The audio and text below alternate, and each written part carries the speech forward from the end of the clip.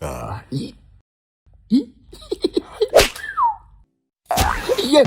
Hello. Yeah. See her head like a brother.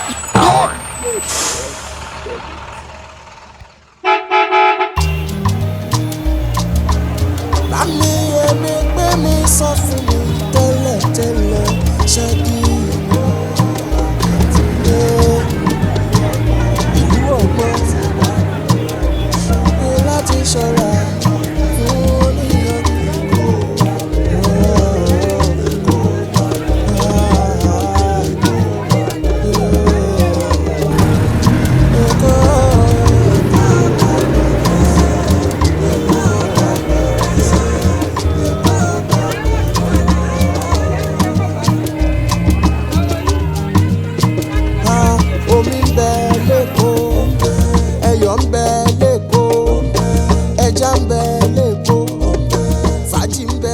Money just touch man. I got the way better money touch man. I know what kind of thing. You just start.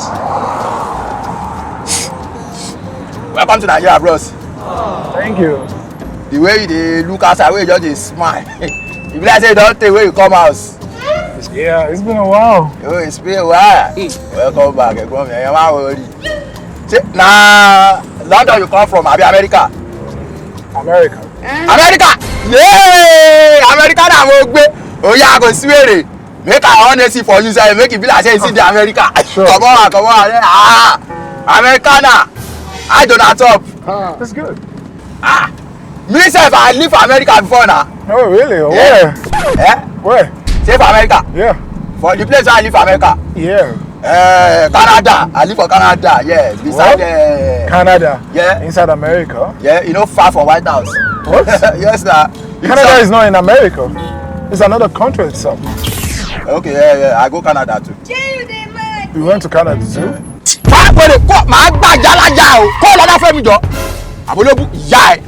Bro, easy, calm down. No, easy, calm I down. sabi the way I go. Calm down. Calm down. Olórí burúkú. Hello, Dad. Yes. Oluwakayode. How many times did I call you? Emelo ni mo pe Oluwakayode. The same stubbornness that led to your mother and I being separated. Agility my man no Temmy at your paper money. That's what you are exhibiting. What is wrong with you now? Okay. Now listen. Oluwakayode.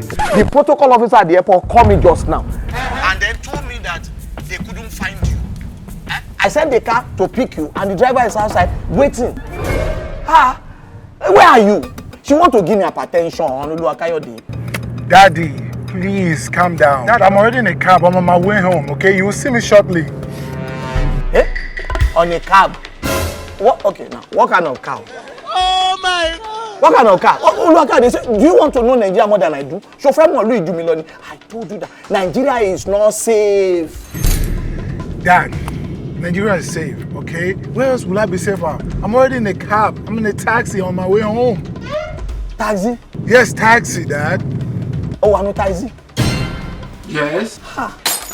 This boy kill me. Yeah. Sorry, boss. Oluwakayode.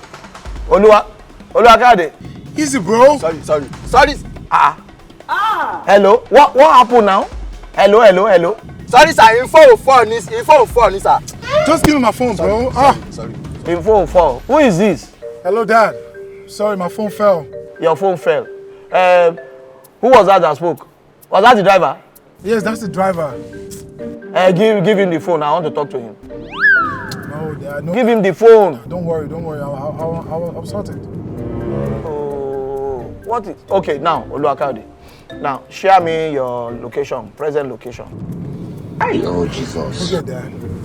Okay. When you won't me, you won't kill me. This boy, you don't know me. Yo. You dey play with fire. Please, can you take it easy with the driver? Sir, no verse now. My bad. I take full responsibility. Wetin happen that time say the bob wey dey from I no quick see am, I just run into am. I'm sorry, my bad. So where is your seatbelt? Eh? Are you playing? Seatbelt. Your seatbelt. Seatbelt for back of motor. All this Americana. Nobody dey wear seatbelt for back of motor for Naija. Are you playing? Every seat in the car should have a seat belt. Eh? Yes. Okay, no problem. I go call my tailor. Make them sew seat belt for them. Huh? Make I give you better music. Fuji. Yeah, you don't look at that play. You never see anything. You never see anything. Just that. You never see anything. Eh, bros, I beg you, no verse. Make I just run by fuel for you. You don't have fun. You still came to pick me? No, I get fuel. So why are we here? To buy fuel. No worry, no go take time. Now 1 minute now, we don't come off for it. Bros, trust me now. All right, be fast. Yeah. So that's why you won't buy? Eh?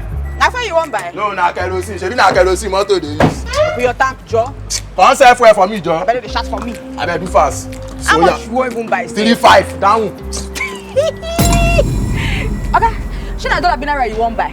No, na the ram. Which one be say? What? I don't pay when they see that. I know that. I don't pay me. Okay, come up for here. You know if you answer. Hey, no dey shout for me. Come up for here. Hello, hello. Bye. Where is this one going again? Calm down now. Give me, you know what? Just give me like 10 minutes. You go see me now. Okay, I beg, come move your car. Oh. I don't say your fuel finish. I go call you. You say waiting. Do fast. I won't say for better person. I beg. So me, I know the better person. Abi. Okay, give me money, Joe. Me, I know the better person. You don't share. As you find like this, you don't support the best. Say wait. Yeah. Oh yeah, I never give you money before. Oh yeah, gba. Calm down. Kilo man ṣe eléyìí. Yo, bro, can we go? Bros, don't worry, we dey go now. Yeah. You not love woman pass me, guy. Abba, where I get your number? Hadibi, I know Hey, now. kilo man ṣe eléyìí. Oh my God, sir. Come up for here, Joe. I love woman. I dey pack woman. Because at the end of the day, na polygamous man I be. You not love woman pass me, guy.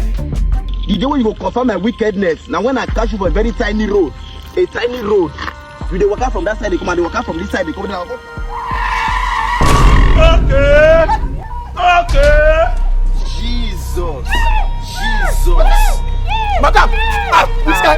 Madam, What happened? madam, you okay? You okay? Are you okay? You tell me that's whether she do okay. If I give you blow, you know see when I traffic you enter here. Stop it! No, please. Take her to the hospital. Go to That side. that side. Yeah, Oh yeah, make carry go hospital abi. Oh yeah, carry. Open door.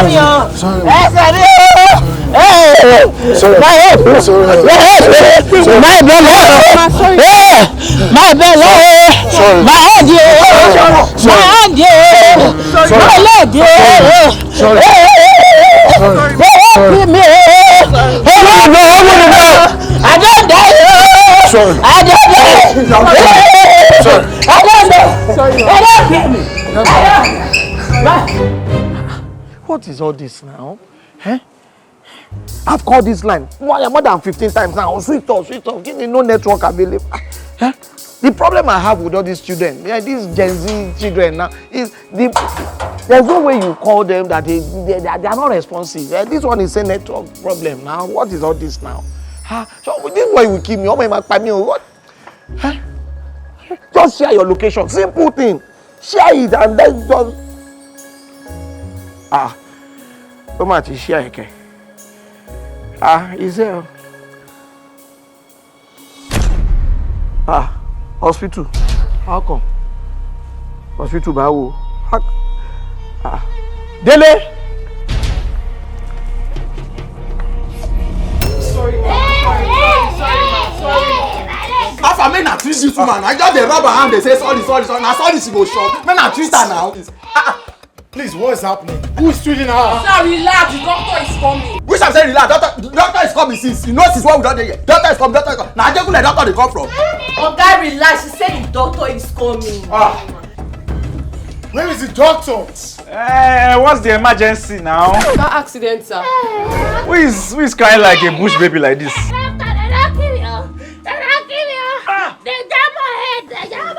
Hey, madam, is that why you're now shouting? Are you the first person for them to jam? They don't jam everybody.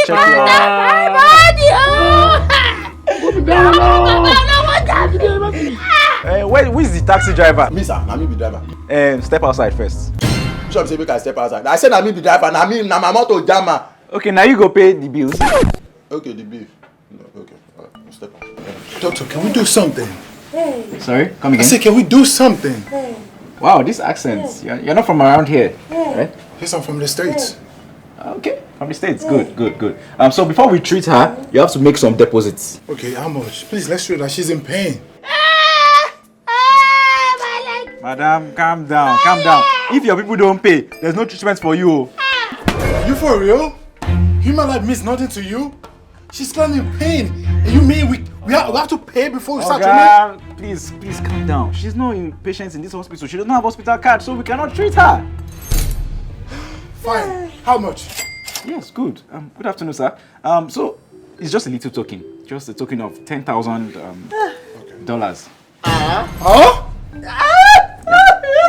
Yeah. $10,000? Yes, little token. Is this not Nigeria? Why do we have to pay in dollars? You know that all our drugs and our equipment, they are imported from outside, so we have to, make up money for it. You're a big boy now. Look at you now, Americana. Please calm down, man, please. We'll figure this out. You don't give me because I never go America before. You know what, doctor? Give me a few minutes. I'll be back, please. Hey, this leg, this. And you, why are you shouting? My friend, will you get that from here and get yourself useful? And you too, why are you shouting? Shut up, Uwere! What's going on here? You be were?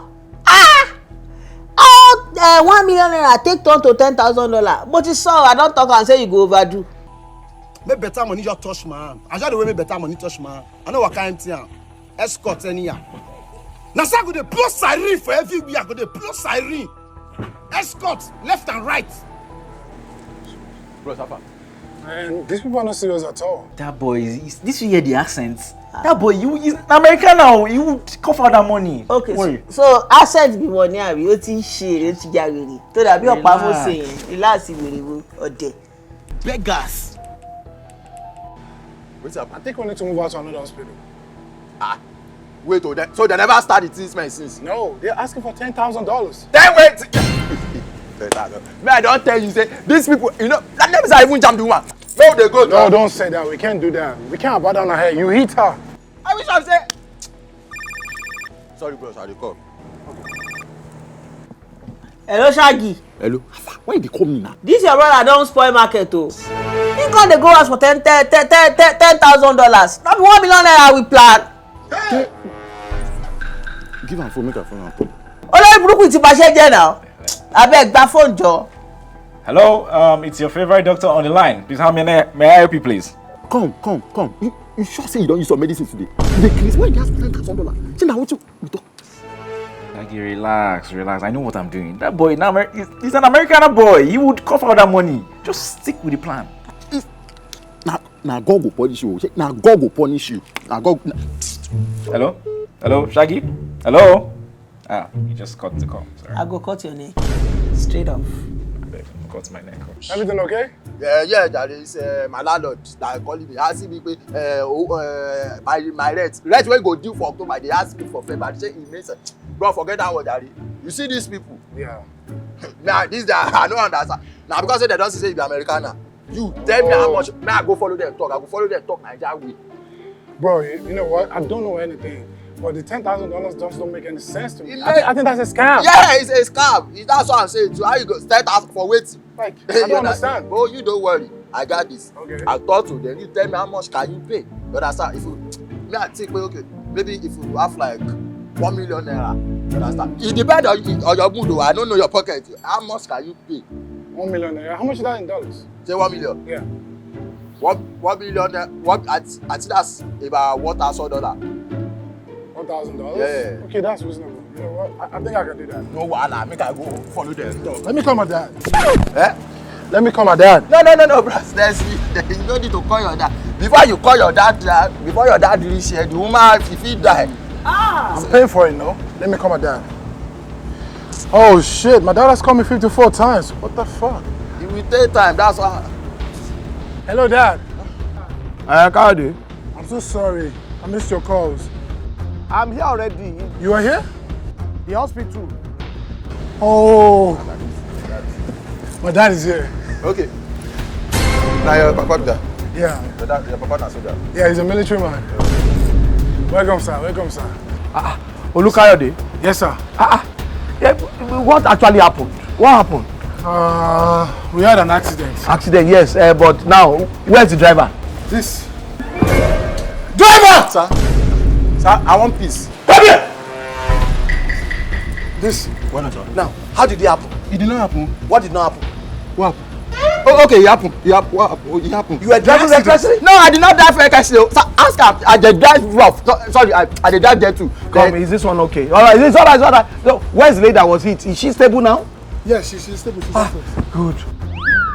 I need go so 1 million, also $10,000. Madam, let me just get something from my office. I'll be back, please. Where do you want to go and get again? Just get something. You never see anything. You never see anything. Where do you want to go and get again? You just start. Now, have you sorted the You bill? never see anything. No, they say it's $10,000. 10,000 what? Hey, shut up! 10,000 what? $10,000. Yeah, man. Hold on. Jesus. Show me the what? Show me the doctors. Show me everybody. Come on, move. Okay. I beg, pray for me. 10,000 what? At this point of my life, I need prayers more than money. You know I have to do this. Just to surprise you that I have to. So where's the way? Come back here. Where did you go? Hey, why are you hurting a lady? Sir, I don't let you now. The doctor, where is it? One listen. Hold it. Is this the doctor that requested for $10,000? Yes, sir. It's not me that. What? Am I dreaming? You're not dreaming. It's the doctor. It's not you that requested for $20,000. I said, let's be considerate. Let's try and reduce it small. Me, I said make you collect $20,000. God will punish you for that. Sir, now 1 million naira. I said make you only book. Hey, hold it. Do you know who is standing before you? See, do you know I'm a major general? Oh, because I'm in Mufti? Can you see? I've not come here to joke. All right, where is the lady that was hit by the car? Upstairs. Oh yeah, you. Lead me to the lady. I said, Jesus. let's move it. I beg, Mona, pray for me. They don't swear for me. So is this a game?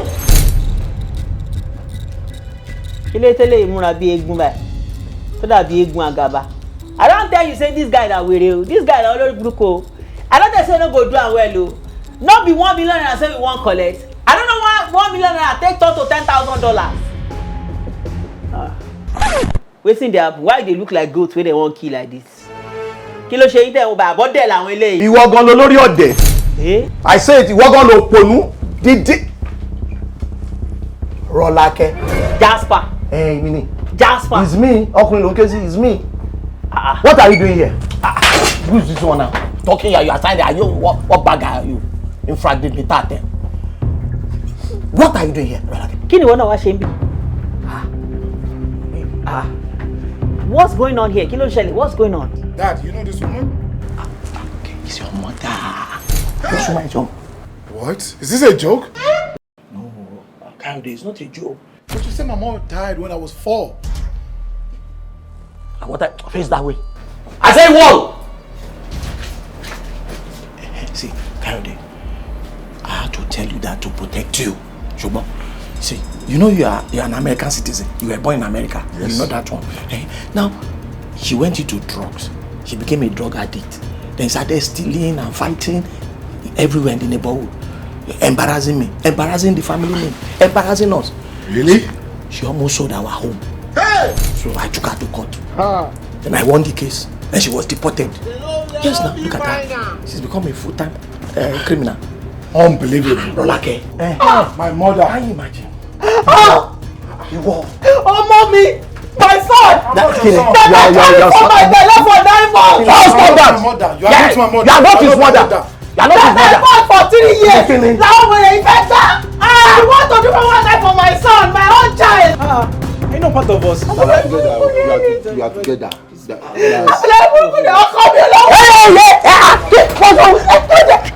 My friend Sabada. What's wrong with you? What the hugging? Yeah, it's syndicate. Yes, sir. No, we did together. I'm not syndicate. Alright, okay, now. You. I'm not. Hey, what? Why are you dancing doing food? No. See, the two of you. Ikupayin. What did I say? Ikupayin. Pa who? Ikupa babayin. Ikupayin, you are gone. So you are now a criminal. Full-time, full-package criminal. From drug addiction, now to stealing, now to forwarding, to scam. You are gone for it. You are a criminal. Hey! Hey!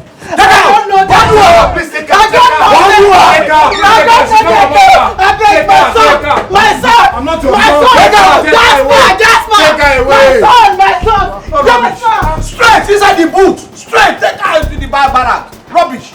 You believe? Hey, hold it. Where are you going? No, so I want to put the maybe setter. So. Oh, okay. Don't worry about opening up doors. See, you have many doors to open and close inside the barrack. Iron doors. My friend, go back to point A. Go back to your position. Sir, I beg. As I did like this, I don't feel if you go to represent me, but as I did, I don't feel go balance because I feel faith. I did basmatic. You did what? Basmatic. Oh, rice. No, basmatic. Inhaler. Asthmatic. Yeah, mathematics is big. Okay, you are asthmatic. Yes, sir. Okay, and your inhaler is not here. It's not here. Small thing. You enjoy me. You enjoy me. See, the two of you are animals. You are a bastard! Come on, move them! Sir, okay. Just sir, let's be the cause, sir. In anything we do in life, let's take it easy. As I did like I don't like couch. I did costadophobic. I don't go lie you. Costaphobic. Costaphobic. Okay, costaphobic. Move! Yes, sir. Move! Yes, sir. Yeah! This. How did it happen? It did not happen, sir. What did not happen? What happened?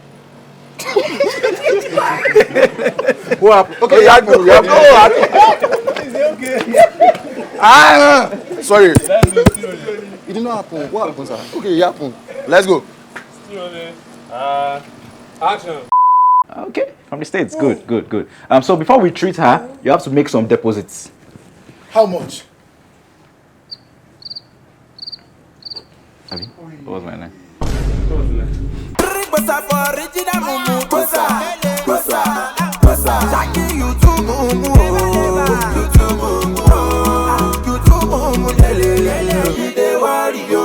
Thank you.